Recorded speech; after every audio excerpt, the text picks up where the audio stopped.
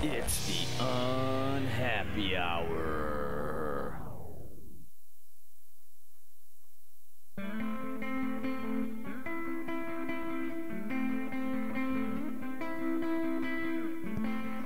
Broadcasting to you live from the Milky Way Galaxy, the solar system, planet Earth, North America, the United States of America, California, Los Angeles to be specific. Hello, everybody, and welcome to another episode. Yes, a very rushed intro because I switched out part of my microphone cable components and had the microphone switched to off. But yes, we're here on the TNAM radio network at thenewamericanmedia.com, and my name is Brian Engelman, and I'm going to be your host, as I've been for so many years. I need to write a song about it. By the way, this song, written by my brother. He titled it Franciscan. Yes, under the title Elevated Tracks. Let's just listen to my brother's song for a second, shall we?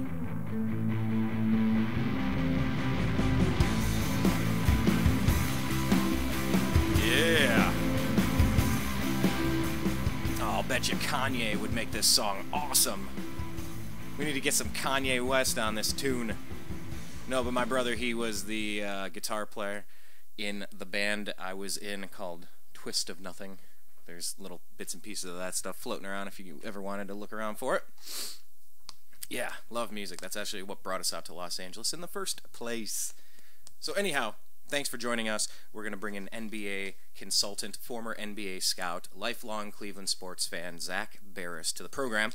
We're going to talk about Anthony Davis's contract, his Deron Williams buyout, what does that mean? Is Tristan Thompson ever going to sign his deal with the Cavs? LeBron's deal, let's talk about it. Why was it 2 years, not 1 year, not a max deal? Kevin Love's contract, J.R. Smith, are we going to bring him back? Mo Williams, what does that do to the Cavs? Brendan Heyward's contract, what are we going to do to kind of, like, seriously, who are we getting from that expiring contract? The longer this takes, I don't know that I really like the options, but hey, trust the process. You know, Cavs front office has proven to make some pretty good decisions.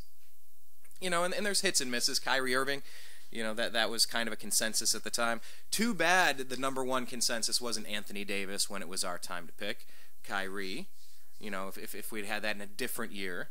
But, I mean, seriously, Cavs fans, the last thing we could ever complain about is luck in the lottery, because I mean, think about it, a guy that people are considering to maybe be the best player in the history of basketball, we have so far to go for that to even happen. It all comes down to rings. He's got to get 5 or 6 or something.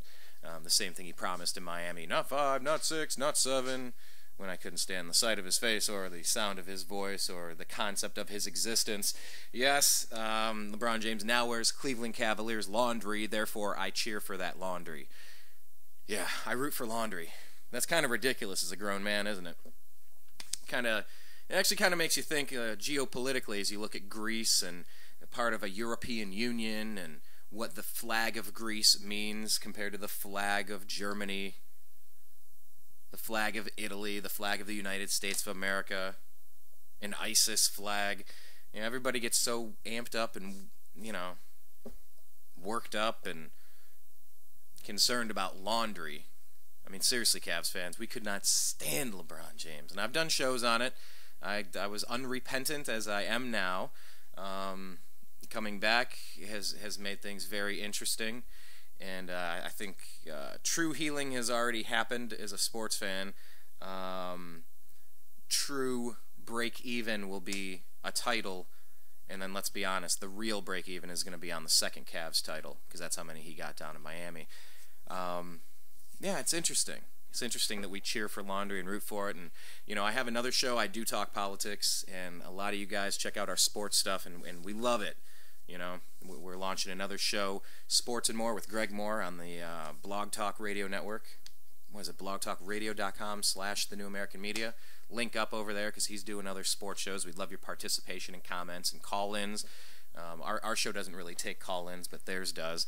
Anyway, I want you to check out everything that we're up to. We do a show called Agree to Disagree. Check out our homepage, thenewamericanmedia.com. We have our Facebook feed, our Twitter feed, and the TNAM radio button where you click play to listen live. That's all at thenewamericanmedia.com. That's a hub. If you don't know how to find us on Facebook, by doing a search, The New American Media, put spaces in between, like the page. You can do that from our homepage, thenewamericanmedia.com. Also is our Twitter feed. Link up with us there. we do cover sports, we do cover politics. Follow at your own risk, man. I think we have some of the best news gathering and dissemination on the important issues of the day. I think we do a fantastic job to add to your current media list of places where you gather information. You know, we're not your one-all, be-all, one-stop shop, but we are very specialized in trying to get to the heart of the matter and kind of explain it in a way that makes sense and put interesting conversation out there. And we don't always agree with it. You know, a retweet is not an endorsement. It's just an interesting tweet. So link up over there, but very importantly, youtube.com/The New American Media, because that is the only place in the past 4 years that we have monetized a single thing of this project as we have gotten things going.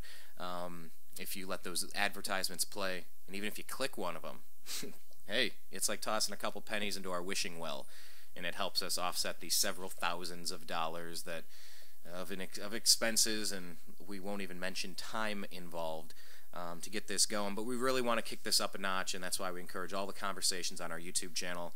Corey's crushing it over there on all the sports. Join his talk. We're getting other people popping in and out, and we want your feedback. So, cool. Let's get to it. Zak Baris, lifelong Cleveland sports fan, former NBA scout, current NBA consultant,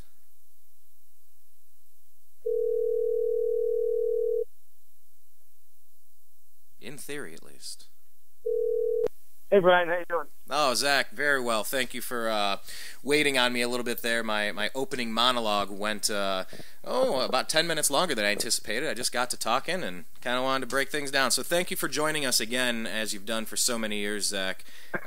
Let's get to it, man. Where can we start? Anthony Davis's contract, the largest in history? DeAndre Jordan. Yes, all right. You start with DeAndre. Let's go. I think this is just fascinating, to tell you the truth. It's a Carlos Boozer in similarities and differences. Well, I mean, this one, DeAndre Jordan had already committed to committed to the Dallas Mavericks. So here you're looking at it. The reason I was about to say Golden State is when he signed the offer sheet, about 3 years ago in Golden State. And the Clippers obviously matched it. But here, he commits to them. Then the whole thing, he goes out with Blake Griffin on Tuesday night.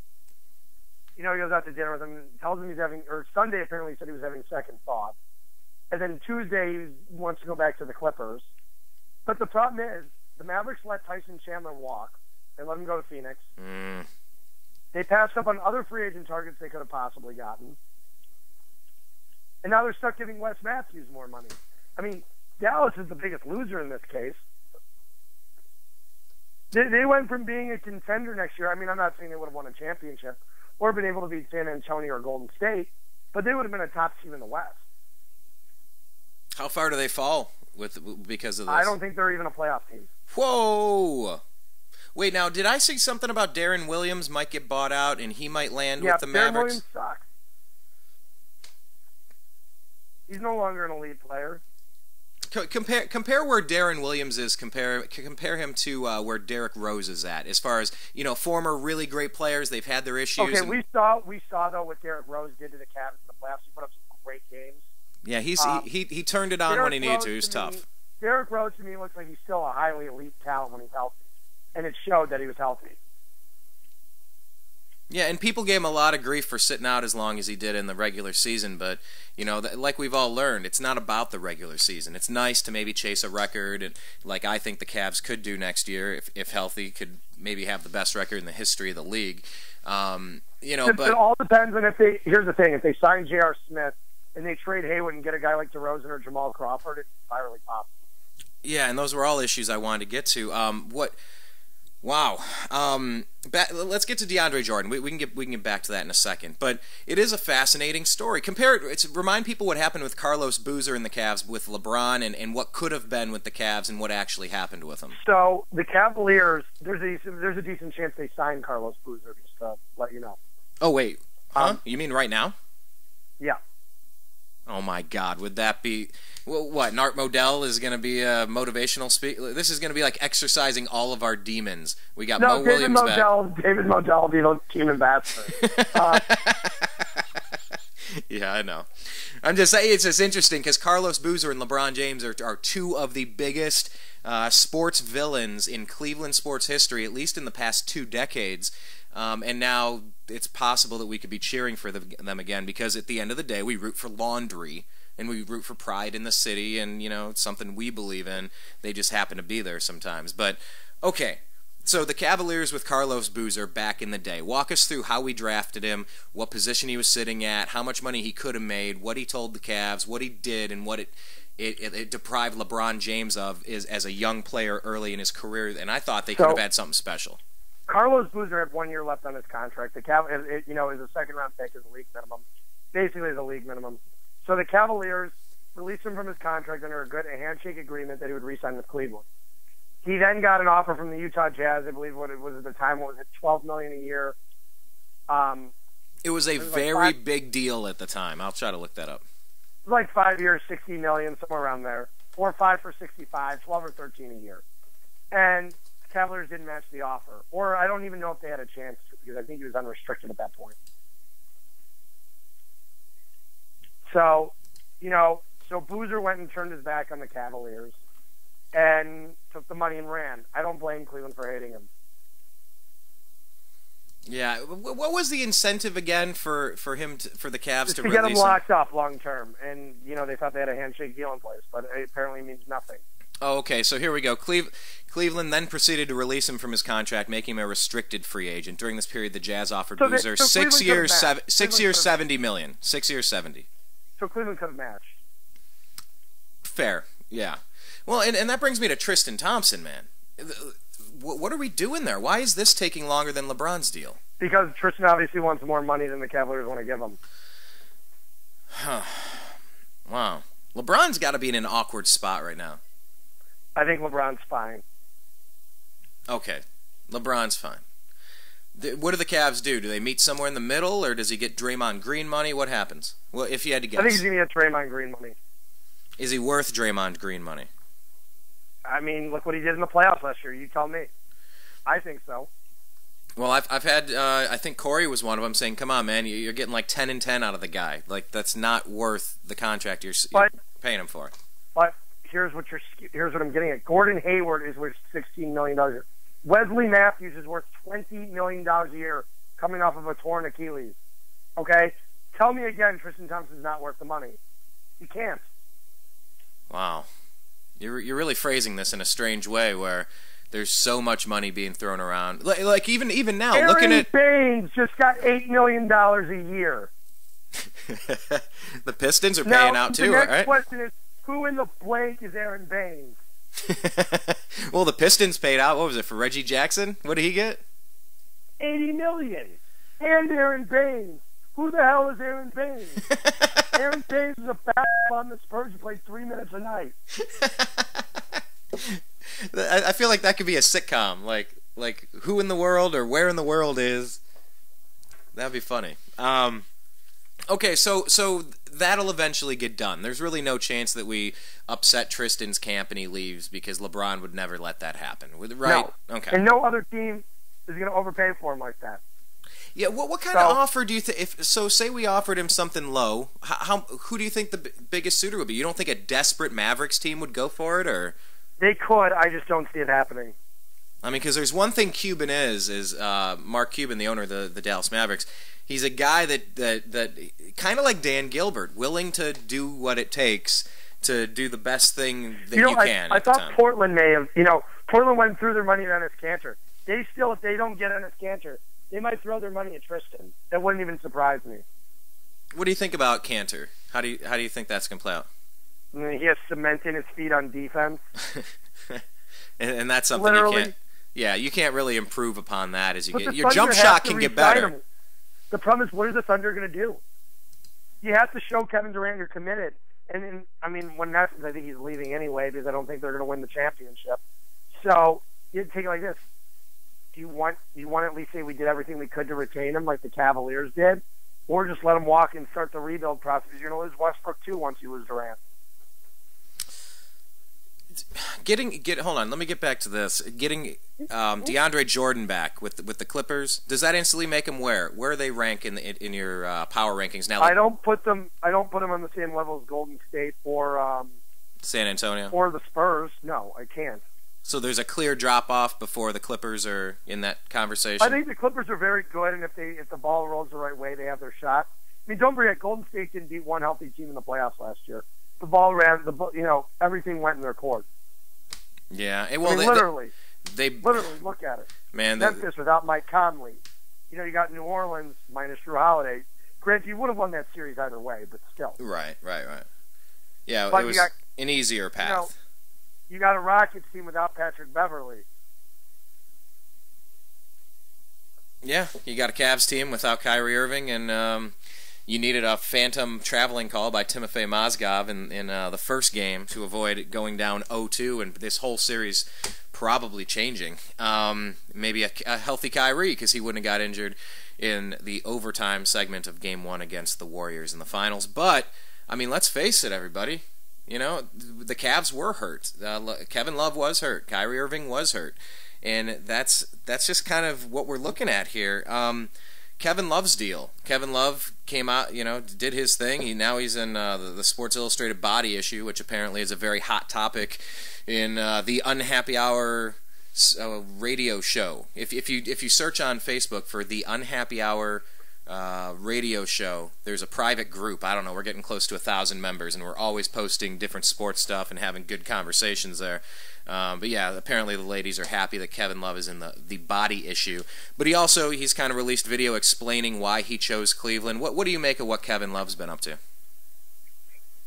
I mean, Kevin's obviously shown his commitment to the team, and now you can't sit there and call the Wiggins trade a failure. The Cavaliers just got The Cavaliers got a perennial all-star. Yes. I pulled out my headphone. Okay. A perennial all-star. And what were you going to say? He's a top what? Top 15, top 20 player in the league? Here's the thing. Kevin Love, going into last season, was a top 10 player, according to ESPN. And the Cavs never really figured out how to use him this year either. That's going to improve. I mean, here's the thing. There's no way Kevin Love would have been averaging 27 and 15 a game or 27 and 12. With LeBron and with Kyrie and guys like JR, Shump, there's just too much ball movement to go around to get every guy's tournament. I mean, LeBron's scoring averages is down. Kyrie's is down. Kyrie wasn't putting up 25 a game. Putting up like 17, 18. It's not possible. But it's going to extend the careers of everybody because they're not all having to play Superman every time they step out on the court. That's a much better way to have a long career. I think Kevin Love showed that he really, LeBron even said he questioned Kevin Love's commitment to winning. Wait, who said that? LeBron did. When did he say that? Something very recent or last week? That was what was discussed in their meeting. He questioned his Explain that. Explain that, because there was a photo taken. So, there's the thing. He probably asked him. I wasn't at the meeting, but it probably went along the lines of, listen, I'm questioning your commitment to winning. Do you care more about being involved, and wanting to score points and being part of LA and care more about your image? Anyway, here's the thing. The Cavaliers will be more – the Cavaliers have more nationally broadcast games than the LA Lakers next year. Think about that for a second. Is what a global brand the Lakers really are. In this day and age, with DirecTV, with social media, with NBA League Pass, it doesn't matter anymore. Right. I didn't think it mattered when LeBron left Cleveland the first time, back in, 2010? I mean, I think it mattered a little bit more, but not nearly as much as it does now. And the thing is, Cleveland has proven that, they have, you go to any arena in the league, where's the highest ticket value for a road game? It's to see the Cleveland Cavaliers. Yeah, I remember I had to go into that market to obtain some tickets last year, and I was like, wow. By far, it's not even close. Okay? So when you get to that point, it doesn't make a difference. People want to see the Cavs. Nobody gives a shit about seeing the Boston Celtics anymore, the New York Knicks. I got a hunch that the Cavaliers' hometown crowd is pretty excited to see Kelly Olynyk next year. We might need to pick another example on that. Well, Yeah, I mean, I feel bad for the kid next year. If I were him, I'd come down with a little. I eat some bad oysters. I'm gonna sit. Oh, I tripped over my child's toy. I'm gonna need to rest my ankle for one day, and I'll be cool when I play Detroit tomorrow. It's not gonna be easy for that kid next year. I'll tell you that. Yeah. So LeBron was actually questioning whether, and he. Do you recall like the exact? I don't know. No, it just said he questioned Kevin Love's ability, to desire to want to win. And here's the thing. It's a good question to ask because it makes Kevin think to himself even. When someone said it to you, would you rather go take a higher position in a lower company, or would you rather have the smaller position, a bigger company with more ability to grow? It just depends. And it depends what your personal preference is. Does Kevin Love will be a part of this team for a long time, and I think he'll be a great player. He's shown he can be. Let him fit into that team a little more. Let them gel for a year. Don't forget what the odd man out Chris Bosh was in year one in Miami. There are so many similarities to exactly how that played out. And Chris Bosh warned Kevin Love. What was that, about a year ago when he decided, when the whole thing went down? Chris Bosh warned Kevin Love, get ready, these things are about to happen. And guess what? Chris Bosh was pretty damn spot on with it, wasn't he? You have two guys on the Cavs that are dominant with the ball in LeBron and Kyrie. And that, too.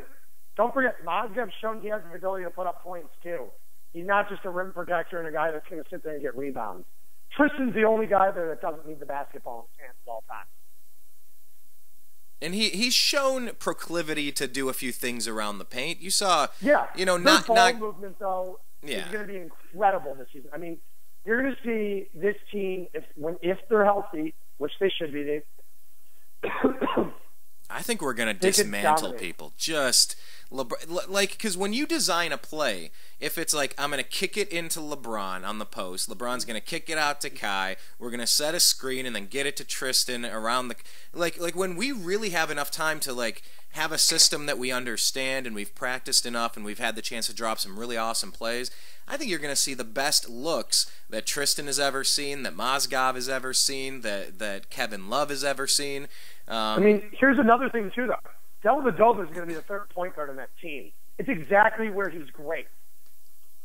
Right, at about 10, 15 minutes a game, right? But not even. If you got Dellavedova in the playoffs, how many minutes do you want Dellavedova to come in for? You want him healthy for the fourth quarter where he can come in there and play some awesome defense. That's what you need him for. And you really put pressure on you put pressure on another team after they're getting worn out. You got a guy in Mo Williams that put up 52 points in a game last season. And was dominant with the Charlotte Hornets. Dominant once he got to Charlotte last year. He was fantastic. Go figure. So that's what I'm saying. Mo Williams is still an excellent point guard. He's still a starting caliber point guard. By the way, we're at 4. I think we're at 4. The number of times you've pressed buttons. What are you doing? You got your. I'm not pressing any buttons. 4 times, my man. Brian, my screen is unlocked. Well, I'm on digital. I don't press a thing. Hey, I can't even press a button. I'm smacking my screen right now. Hey, you know what? We do have a ghost in the machine, by the way. We've done quite a few interesting episodes, and we've had a lot of interesting audio glitches over the days as we've discussed. We discuss controversial subject matter on a very global, disturbing scale, and we've had the NSA hacking into the new American media. I can tell you about that off air a little bit. And it ain't just me, my friend. There's a lot of this stuff going on. Anyway, I digress. Oh, but we are a few days away from Jade Helm. So if you don't know what that is, take a look. On the 15th, it's all going to start, whatever it may be. Anyway, back to this. Mo Williams, he had the ability to knock in 50-plus points. That's great as a backup, and he has a familiarity with LeBron. How much of LeBron wanting Mo back do you think played a role in this, or he really was a great fit at a great price for this team's needs? I think if you didn't want Mo back, you wouldn't have been back, but I think the Cavaliers realized they need scoring off their bench, and Mo Williams can get it done, especially if you had a guy like Jamal Crawford, too. You've got guys who can score, too. If, for instance, Kyrie were to go down again in the playoffs next year, you've got guys that can score the basketball. Right. Yeah, Delly had moments, but you're not relying on Mike Miller or guys like, you're not relying on a guy like Mike Miller or James Jones so much to score the basketball. Right. You can rely on Mo Williams, who can get the job done, or Jamal Crawford won Sixth Man of the Year award last year. And then if Delly's going to take a couple shots, then he's not going to take as many shots. And you don't want Delly taking 15 shots a game. No, you don't. I would say not. So, I mean, that is another upgrade on the lineup, and I think we kind of touched on it with the Brandon Heyward deal, expiring contract. What is your gut saying is going to happen there? I'm surprised we still have this. What do you remember when the clock runs out on this deal? Where they I think it's the beginning of August. Okay. Heyward will be traded very soon. Yeah, he moved out of his place, right? Mm-hmm. Okay, but what do you? Although I heard noises coming from there the other night. Noise? Okay, well, there we go. Anyhow, you've been hearing this thing about Joe Johnson. Do you have any thoughts on this? Packaging Andy. Well, they're not going to trade Varejao with him, so it's not happening. And why is that? Because the Cavaliers, in order to make the money work, need to make salary work, and there's no way they can do it without trading Varejao. Let me rephrase that, because I understand that part, but for the listeners then, why would it be that they will not include Anderson Varejao, a player that really can't seem to keep on the floor for the past 4 seasons? Because he's still out of depth. He's still added depth to this team, and don't forget he's not going to be playing significant. He's not the starting center anymore. So he won't wear himself out as much. Yes.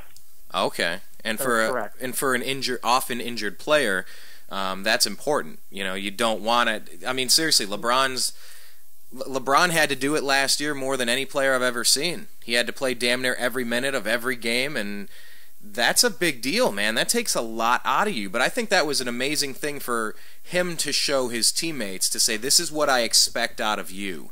How much of that do you think the players take into account watching him give everything he has, versus not wanting to overplay guys to the point where they're injured? Where is that balance that would make sense for this team? I mean, they're going to have to figure out what their balance is. Whether, I don't think a lot of these guys care about. I think the biggest thing is making sure LeBron doesn't play more than 35, 40 minutes a night. Yeah, he just can't keep it up. I'd rather have him for 10 years winning, 8 championships. Yeah, and also keep him fresh. You want him until he's 38, 39, until his son comes in the league. Father-son duo playing for the Cavs. I could see that. The problem is they have to have the number 1 overall pick for that to happen. I don't see that happening. You think he'll be number 1 overall? There's a slight chance. I mean, the kid's pretty impressive. Hey, J.R. Smith. Do we want him back? We're gonna get him back. We might. I would love to have JR back. Well, how much is it going to cost how good us? He was. I think it's a 1 year, $7 million. So he will get a raise, or the same as last year? Around the same. Okay. That's about what he's worth. All right. I mean, no other team's signing him. That is true. He'll be a Cav next season. Yeah, and J.R. Smith does have value, and I think, for the most part, he was J.R. Smith. He was a smarter version of J.R. Smith. Yeah, there was a backhanding in that Celtics series. All right, maybe not so good. I thought the hovercraft decision in and out of showing up for the finals was really stupid. You could have hurt yourself when you have. Did you see what happened? The 2 NFL players blew off their pieces of themselves. I find it disgusting. Yes. What in the hell is wrong? That makes Ben Roethlisberger's motorcycle accident, or Kellen Winslow's pop-up wheelie. Yeah, goofball only idiots trick. play with fireworks learn that. I mean, it's stupid. I'll tell you what, man, I don't get it. Making millions of dollars and risking that kind of. Anyway, that's what I thought with J.R. Smith too, when he was riding around on that hovercraft or whatever the hell that thing was. It's like, buddy, you know how easy it would be to get bumped and roll an ankle like that? That's a bush league move. That shows immaturity from a player.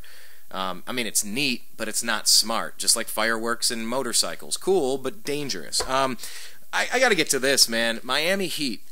They have been making a lot of moves and stocking that team to the point where they might be the second best team in the East. What do you make of No, they're not. No, they are not. All right, let's get into it. Let's talk about... Dwayne Wade is not 28 anymore.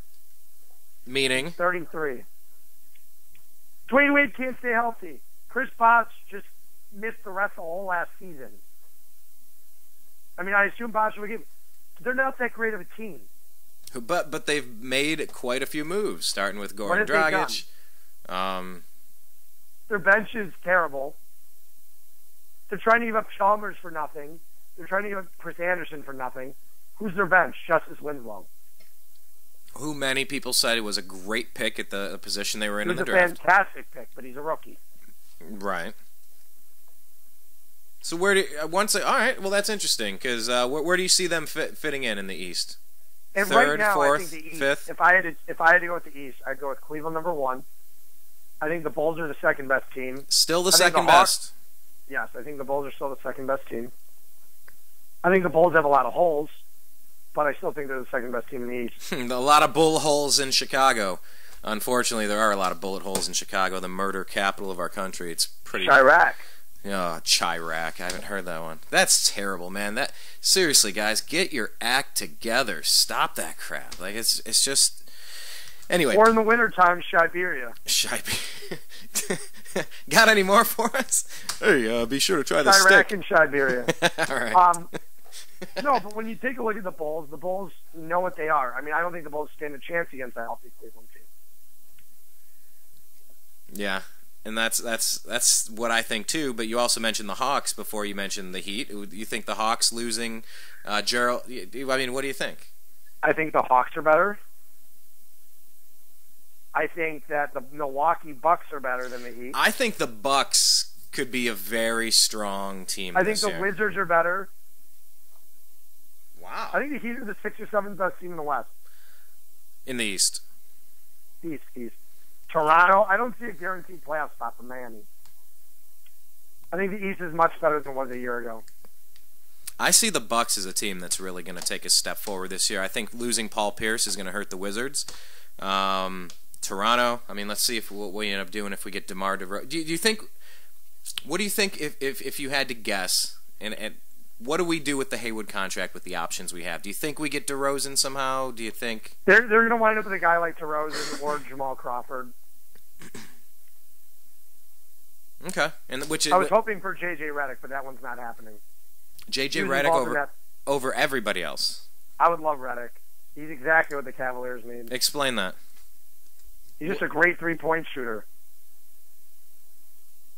Yeah, and then trust me, you're going to get a lot of open looks when you got LeBron on your team, and it's just the way they play. It's the way the league's moving. I don't know. Anything else surprise you in the world of NBA with the free agent moves? The Spurs. I mean, what are the Knicks doing, and what are the Lakers doing?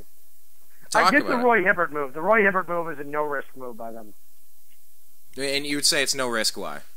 They gave him a second-round pick, and he's a free agent after the year, so it allows them to have all their flexibility. So it's a 1-year rental like they did with Dwight, and then maybe you try to keep him a little bit longer if you want. Yes. Okay, and if he doesn't produce, then whatever, no biggie. Let him walk. Yeah. Okay, and the Knicks plan. The Knicks. I don't know what they're doing. I like what they're doing. I don't. Aflalo was terrible last year. Robin Lopez is mediocre. He's all right. He's not terrible. He's not great. He's not his brother. And who are you looking forward to in the summer league? Is there anybody particular you have your eyes on? You kind of want to see how they come out of the gate. I'd like to see guys like Stanley Johnson, Rondae Hollis Jefferson. Obviously the Arizona kids, just because. Honestly though, so much else. I mean, yeah, it's cool to see Justice Winslow. Frank Kaminsky's another one. But Michael Jordan falls in love with this big stretch 4 or a 5 every year, it seems like. Whether it be Kwame Brown, Adam Morrison, Cody Zeller. I mean, the list goes on. Now Frank Kaminsky. Why do you think that is? You think he You think I don't he's think Jordan can scout talent for his life. Okay, and that's what I was getting at. Do you think he's in the wrong position? I mean, does he view all these guys as Tony Kukocs or what? I don't know. Tony Kukoc was a great player. Well, Jordan's had quite a few years to figure it out at this point, and I don't know. I really look at that Milwaukee Bucks team though. Seriously, just to get back to it, Jason Kidd, that place has quickly turned from old stadium and old jerseys and old coaching and old team to very youthful, very fresh. They have 5 young bodies in their starting lineup who are all very efficient players. I think they're going to be very good next year. A solid team to deal with. But, yeah, I don't know. Frank Kaminsky, interesting. What about Upshaw? What do you make of Upshaw? I haven't scouted him, so Okay. I can't really say. Yeah, dude fell very far, and now, everybody says that he's going to be right up there, steals of the draft and this, that, and the other. But, he fell for a reason. We'll see how that goes. Either it'll be interesting or boring. It'll fizzle out, and we'll all know his name. Here's the thing. When you look at it, there are some steals every year. There are guys who drop every year. The thing is, I think Justice Winslow's a true steal in that draft. I think there are some guys that are true steals. It's a couple of years ago when Rudy Gobert went, I thought Gobert was a huge steal at where he went. 19 to Utah, I believe it was. That was a steal. A 7'3" European guy who could actually block shots. It was a very good deal for where you were at in the draft. A very great move. It depends. There's a reason why some of these guys drop. Like, a guy like Tyus Jones, probably not going to make much of an NBA career, although I do like him. And as a starter. Yeah. Well, it happens every year. It's something we see, and you were very hyped on Andrew Wiggins a couple years ago, and guess what? We'll see what the kid makes of his career, but he was taken number one overall. If Wiggins is an all-star, and Kevin Love does what he does in Cleveland, it'll be a win-win for both sides. Yeah. I'm glad we finally kind of explained the reason why we couldn't just wait a year and get them both. It came down to the money, and it came down to with the salary cap, which is such a weird thing to understand, how convoluted it is to make the money of the NBA work. It is very important to the point where front offices, if they don't have major math nerds and legal nerds to figure all this stuff out, you will see an organization make some really goofy moves. Maybe they're vetoed by an owner. Maybe someone like Mark Cuban, or no team specifically, but maybe Dan Gilbert says, I don't care how much over we are, just go get them. I don't care. Go pay Joe Johnson $25 million a year. I don't care. Jerry Jones, for example, with the Dallas Cowboys, kind of infamous for overriding what he paid his coaching staff and advisors to do. So, it's interesting to see what this Tristan deal is going to eventually be for. LeBron's deal, obviously, with a 2-year deal with a 1-year opt-out, is so that we can watch him cash in one of the largest free agent contracts in the history of sports, and very easily surpass what Anthony Davis just did. So, man. Yeah. The Cavs are in a good spot. In the last 30 seconds, are there any other moves you're looking to see completed this week? Any? I'd like to see the Thompson deal get done. I'd like to see where JR ends up. I'd like to see the Heyward trade. I think the Cavaliers are the ones that have the 3 biggest question marks right now left. Wow. Pretty much everyone else is signed. Interesting. Yeah, and with the trade chip, you never know how it's going to play out. All right, everybody, so if you're not following Zach on Twitter, you need to do that. He's at Zbaris. That's Z-B-A-R-I-S. Zach, hey, man, I appreciate your time. You in Cleveland right now? I am. All right, well, hey, have a great Cleveland weekend, and we'll be talking with you again soon. Are you coming in this summer or not? I will text you off air, and we will talk, sir. Okay, sounds good. All right, take care. You have a good one. There goes Zach, everybody. I appreciate you. I love you, and peace.